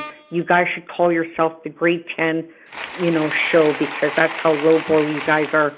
And you know what? Keep up the good work, because I guarantee you that this is just career suicide for all of them. And what Brian doesn't realize that's going to come and bite him in the ass, because when I read that, when you were putting it across your screen, he insulted a lot of people. And don't think that you don't work. Just because you have a happy time doing what you're doing, you do work. And don't ever lessen yourself for morons like that, because you do a good job. And if you're happy doing it and you find it easy, it doesn't mean that you don't work. You just like what you do, and you're smart at it. All right. And I will say one thing. They kind of wrecked it for the Big Boys Club, because I have no idea how you guys are ever going to get together without them ever coming. Because, and you know what? I will say one thing, and then I'll let you go. How shocked are you at Mike Crawford? And be honest. Like, how shocked are you that this guy went to this length? Not even a little bit. You're not shocked at all? No. I've been called. Oh, I was. I've been called this man out. You're not shocked though that he was just recently on a show running you down? Like he's keeping this going? No. Well, he doesn't have anything else. I mean, I wasn't even aware of it. So, I mean, if you're talking about Ray from Dallas, that I think turned out to be just him reviewing some old stuff that Mike went over, or Mike was saying. But I mean, okay. But even if he is, I mean, I don't care. It's just. And you know what? That's what irritates them, and that's good that you don't care. I wouldn't care either, but yeah, you know what? If I lived out there, I'd be definitely the big mouth free, because I think that, like I said, these guys just really have to get over it and realize that it's not your fault that you do a good show, and it's not your fault that a lot of women, and you have men that talk on your show. You just have a good audience and keep it up. And you know what? If it irritates them, oh well, because I don't know how old Mike Crawford is, but I will say one thing for his age, what an embarrassment. That's such an embarrassment. And I hope a lot of people give him a good piece of their mind that do their job and make their money on YouTube like you, because he didn't just insult you. And I don't know what Brian LTL meant, like, hey, while you're doing this, we're doing all the lifting. What are you talking about? Like, his job has nothing to do with you. And he's just jealous because he can't pull off staying at home like you do and make the money that you do. So I will let you go on that part, but I was just sick. I just thought, when are they going to stop? And I will tell you one thing. You might have been shocked. I'm more shocked that John F. K. actually picked sides and got involved in all this. That part I'm shocked at. I'm not. You must be a little. I mean, I was. You're not? I was disappointed, but I wouldn't say I was shocked. You know. I was. I just thought I never. I've seen it happen. I've seen that happen. Like that. That was the thing. That was the reason why it was so easy for me to pick up on what he was doing, was because I've seen people do it 100 times. You know. Okay. And he saw blood in the water, and that's it. You know, he saw a way to build his audience. He just took advantage. That's what he did. But yeah, thing was like that. The people, you know, in order to be able to do that, you have to A, be in the right, and B, you have to not let people know that that's what you're actually doing. And he was terrible at hiding it. Everyone could see what he was doing. Right. And so, you know, I mean, it was just a way to take advantage. He saw a weak point to take a shot at Aiden's subscribers who were teetering, and he managed to manipulate the situation to where he was white knighting for Karen Reed, where Karen Reed didn't need anybody to white knight for her. Yeah, true. Well, I'll tell you before I let you go, I was very shocked at JFK and James. I never thought, and I really didn't watch them. Just opportunists. They're just opportunists. That's all. You know. Yep. And I'm going to give you a compliment somewhere that I don't know if you've ever thought of this. I think in Mike Crawford's mind, he doesn't realize you've never needed Mark Meadow on your show ever to ever get the ratings that you do. He knows damn well that he had all the people watching his show because during especially the first trial, Mark Betterow was on there all the time, and Mark Mazza. So they called them the 3Ms. The difference here is he knows you've never had to ride your show that way. You've never needed Betterow to have people watch you, follow you, and subscribe, and and donate and money and all that kind. He needed somebody like that. I could have Betterow on whenever I ask him. Like I have that kind of relationship with him where I could, ask him to be on the show, and he would most likely do it. But mostly, yeah, me and Betterow just prefer to get drunk together. I know when you guys what did you say at that party you guys went and said he looked at your beer and said, "You're drinking that, not whiskey." And I think that's the night you drank the whiskey, and the LA cops had to show you to your room. But and you know what? You can tell you and Mark Betterow get along. But the whole thing is I don't know if you ever thought of that. You didn't need Mark Betterow on your show to become somebody on your show. Mike Crawford knew that when Betterow stopped going on his show, especially when he was trying to be a lawyer in the Karen Reid case, so he couldn't talk to Mike Crawford anymore, and nobody watched him. He's boring, and I don't mean to be derogatory to him on purpose. He just is boring. Some people have him, and some people don't. And I look at it like it's easier for me to be up here. Like I have to pay attention to what somebody's saying, and if I risk sounding stupid because I might have missed it and misunderstood something that they said, and I get self-conscious about having people on my show too. So to me, it's just easier to just run the fucking show and just talk, like. And you do good. I mean, but I'm just grateful people enjoy it because that's all I'm doing, that's it. And I think that would really, when I heard Melanie saying that about Nan Gallagher, that part also shocked me because I thought, well, what the hell? Like, I mean, are you going to go on? Nan's always been jealous of Melanie Little. Nan's always been jealous of Melanie Little. Always. Like, look at her age, and it's like, are you seriously kidding me? Like, you're a grown-up woman, you're a lawyer, and you're going to, let your cat cow, paws out like that and start running her down. That's not a good way to be, but she was on Brian LTL's show, and the most insulting thing that Mike Crawford, I hope he's hearing this, the most insulting thing to him is that he needed Nan, Brian, and whoever, like John F. K., all of these guys to get on the bandwagon with him to get mad at you. So you should be complimented because this guy is like a loser because he could have just stopped. He could have just stopped. He might have had a chance to have a show, but he didn't.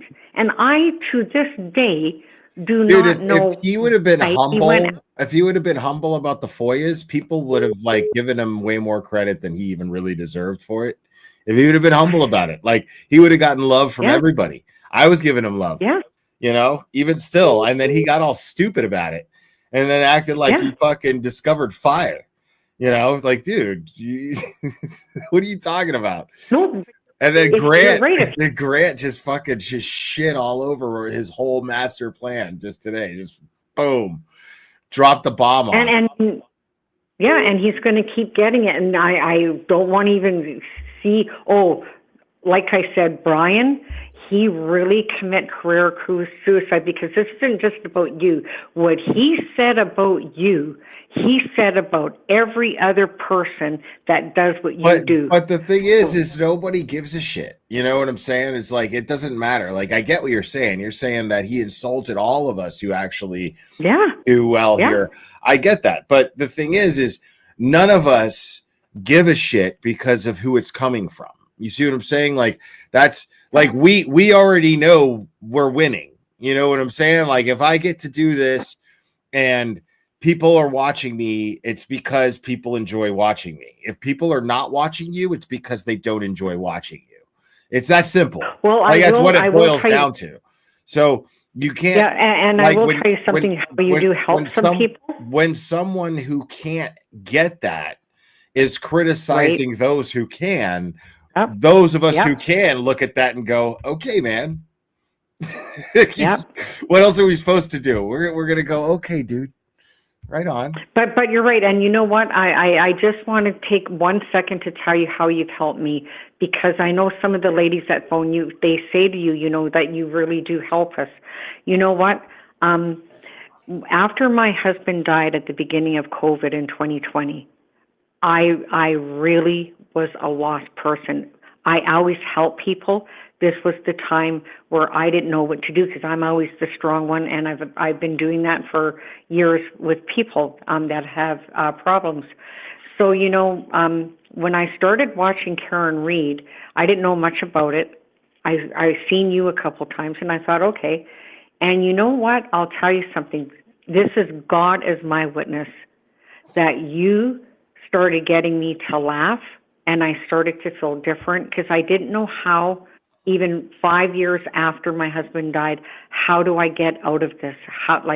It's very hard to explain to people when you get depressed, and then the flip side of that is you get angry. And you know what? I'm so happy I found you, because the things that come out of your mouth is absolutely hilarious at times. And I'm really grateful that I found your show. I really am. I'm so happy, because you're a good dude, and you know what? You have a very good heart, and I don't think you're an asshole, and I don't think that you're going to come out of this by a long shot as a loser the way these people are, because, you know, I think you got a lot of people sticking up for you, and they should, just like I said before I let you go, they should be ashamed of themselves at their age that they had to play this kind of game with somebody who's just doing his show, what he does best. And you are right, they are jealous, because Brian and Crawford do not have the ratings and the people and, you know, the likeness that you have. And they should just be ashamed of yourself. But yeah, I just wanted to say that when you were talking about that at the beginning of your show, I was just shocked that they are just not stopping, and they went as far. I don't even know when they're going to stop. Like, shit, like, what are you going to do? You're just going to ignore them now? Right. I mean, good. Okay. Yeah. I mean, like, unless it just becomes too, like, if it's so funny, there's sometimes they're going to do something so ridiculous that it just requires going over and laughing at, you know what I mean? Like, when that happens, because that has happened, maybe that'll never happen again. But if it does happen, then yeah, I'll go over it.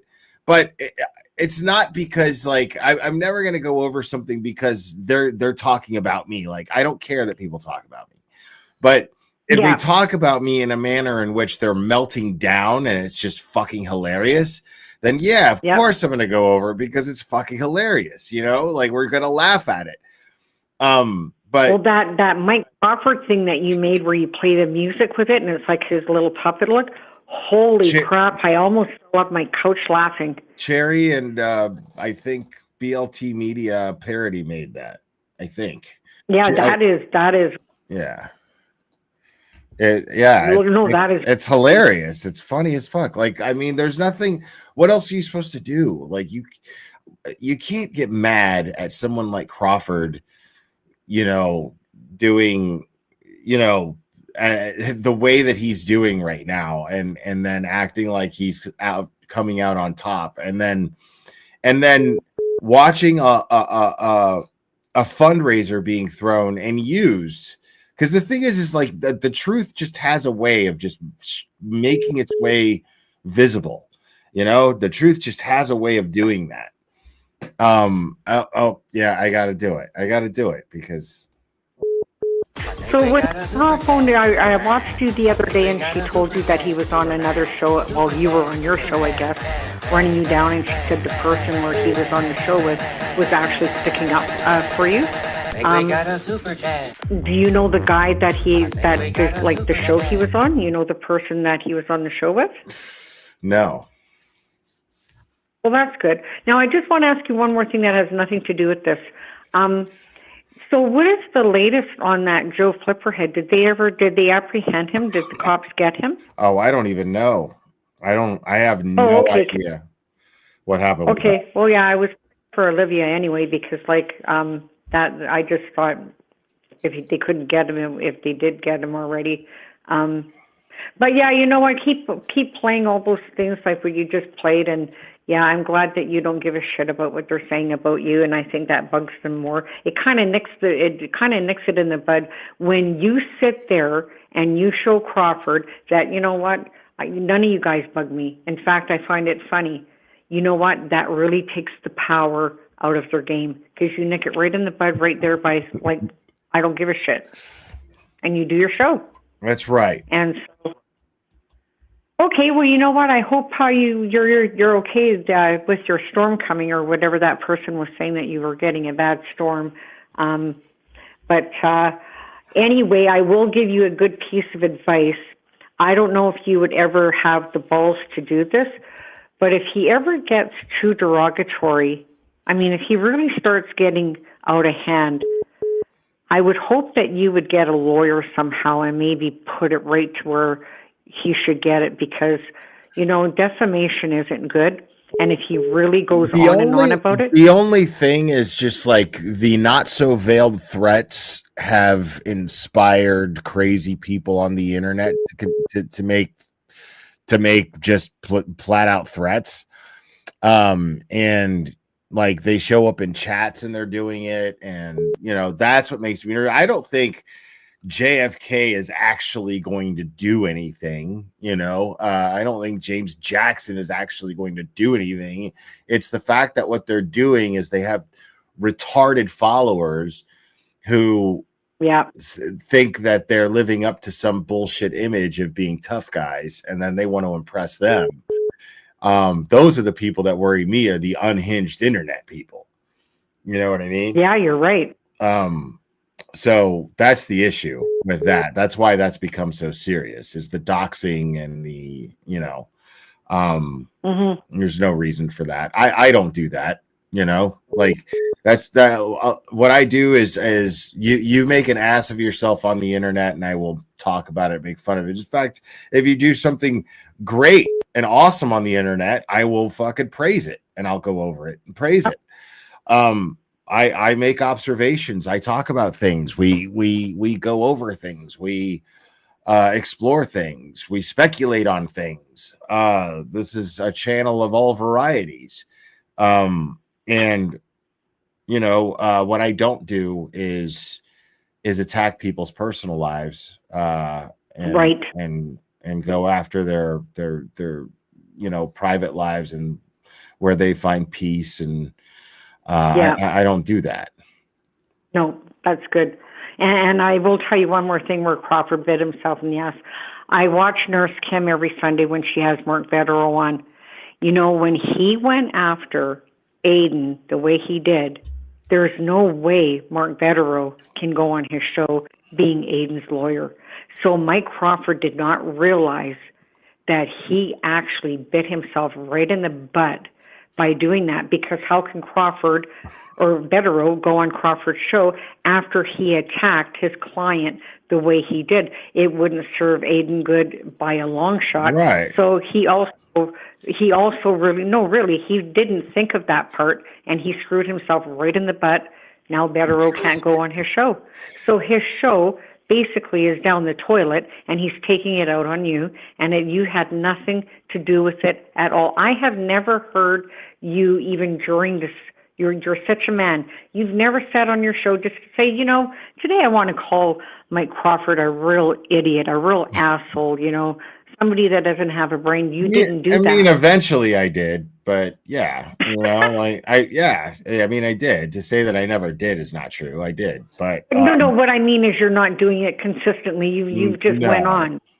No, you know, went on. Right. Like at some point, I was just like, you know what, this is what it is, you know, and then I didn't talk about him at all for a long time, and then this whole thing just happened. Like I don't know what it was.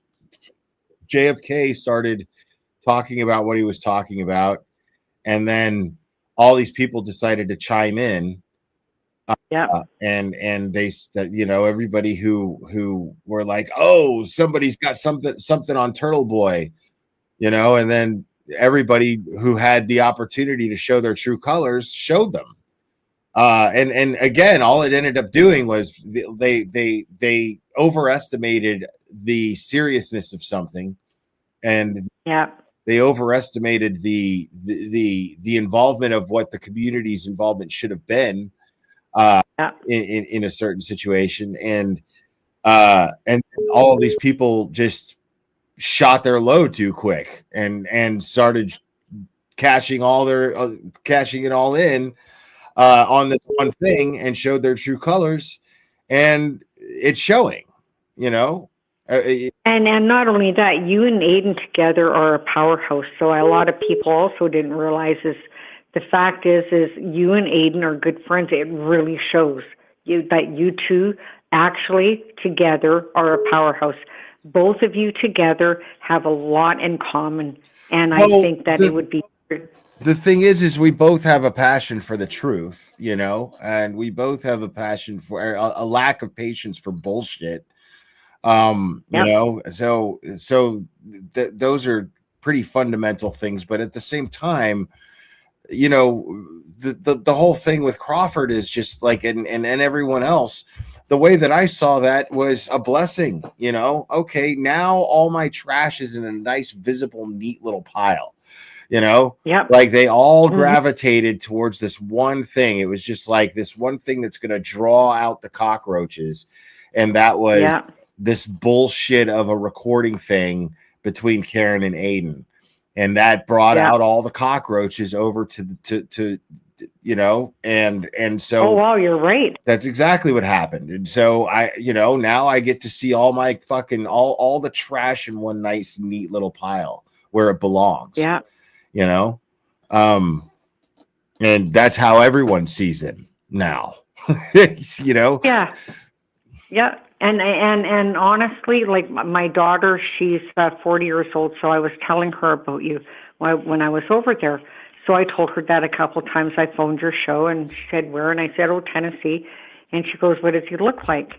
And so I got out my phone and I showed her your site and that. And anyway, I was just telling her a lot about you, and I just said, it's just really cool. It's just really cool because, like, before I let you go, it's like I said to my daughter, if I was ever in a lot of trouble, you guys have impressed me to no end how far you went to stick up for the rights of a woman that was stripped basically of all her rights.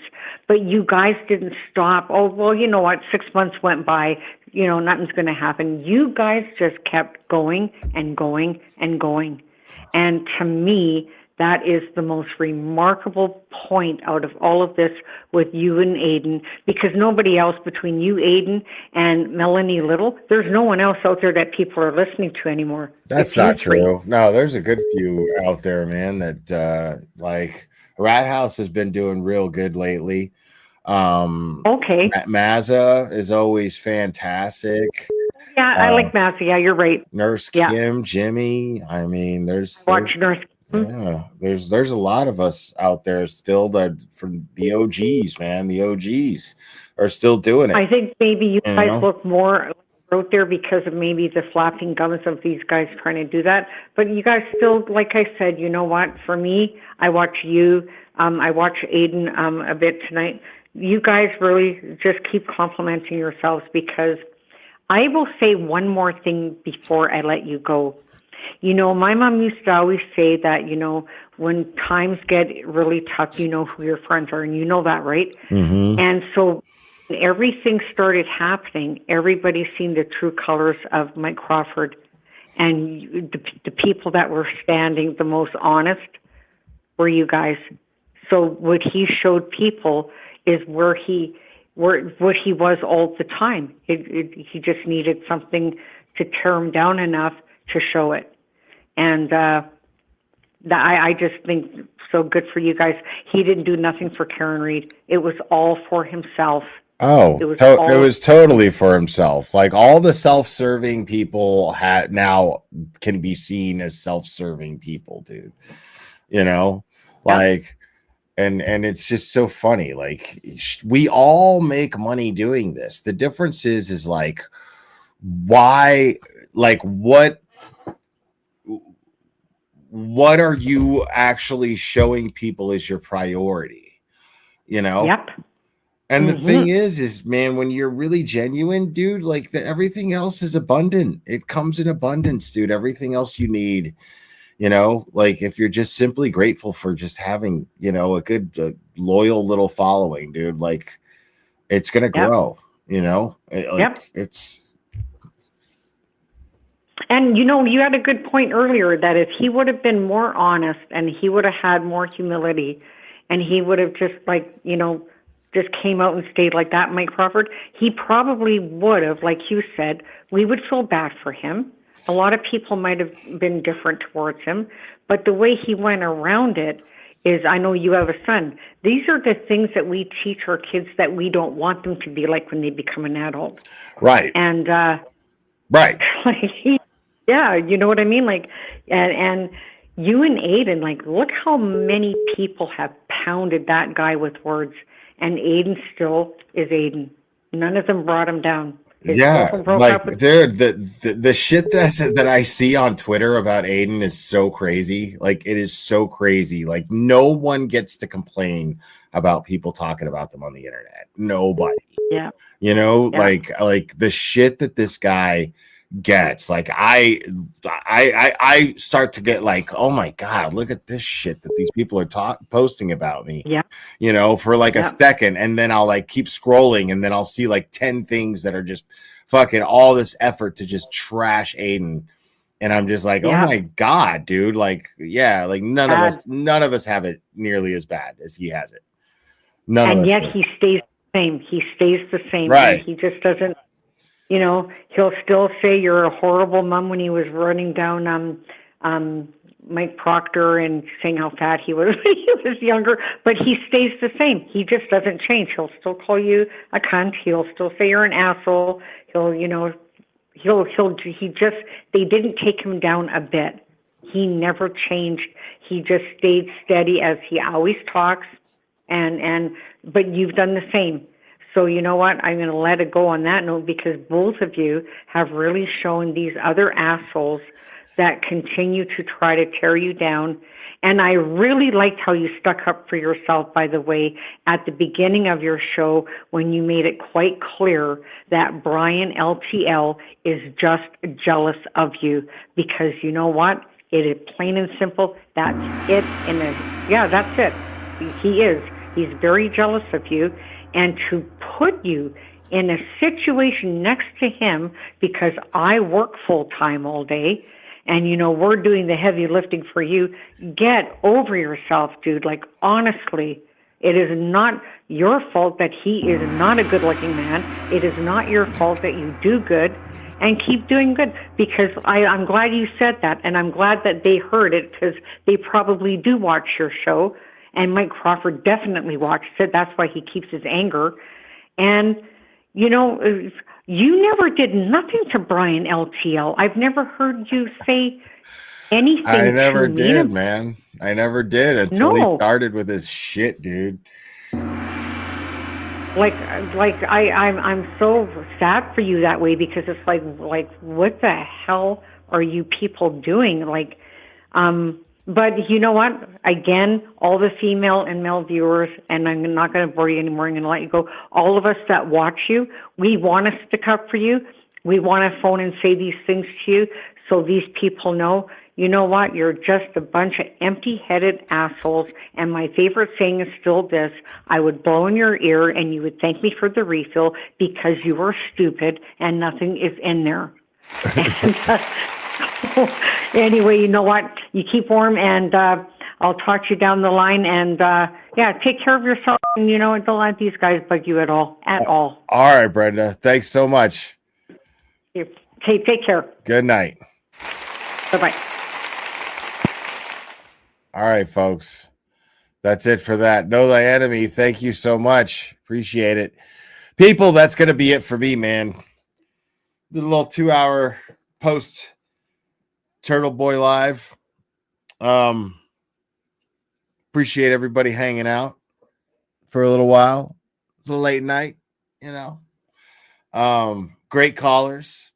All my favorite callers. I you know, the only way that the calling would have been better is if Sean from Tucson would have called in, man. Just that would have topped it all. Just a quick Sean from Tucson, man. I would have been really, really happy with the calls. I was happy with the calls. I would have been just a little happier with the calls. But I was very happy with the calls. So I want to thank everybody for calling in and hanging out. Everybody kicking it in the chat. This is what we do sometimes, man. Sometimes just feel like kicking it. Nothing to really talk about, you know. But we'll go over some of these. We'll go over this Brian Tully shit. This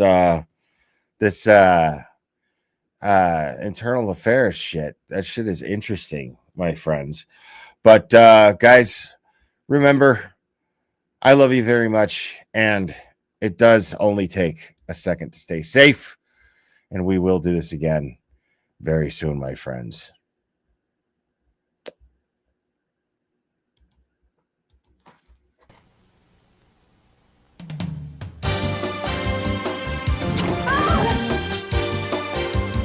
Watch out!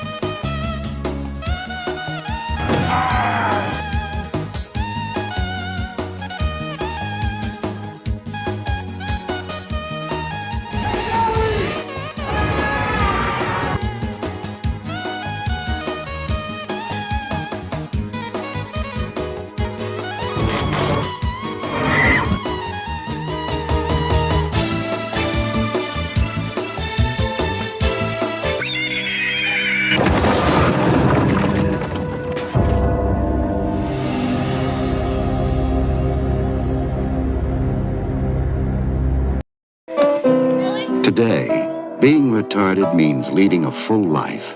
Retarded people go to work or school, just like their neighbors, and come back to a real home. A supervised home, right in the neighborhood, where they belong. Being retarded never stopped anyone from being a good neighbor.